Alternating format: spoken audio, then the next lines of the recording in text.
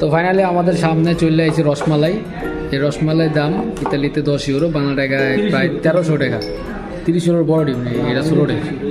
তো আমাদের এই মেগা স্টার কি খান, আহসান খান মেগা স্টার, আমাদের এই বাগাবাগি চলতেছে। একটা রসমালাইকে 3 ভাগ করা হচ্ছে, মিলেমিশে খাওয়া দাওয়া নাকি আমেলি কি গাও? ইনশাল্লাহ আমরা কিছু নাই কাচ্চও খেয়েছি নাকি? আমি জানি না কিসের কাচ্চি ছিল ভাই? জানি না। এটা নাদিমের জিম করে সে ওই হিসেবে ট্রিট দিচ্ছে।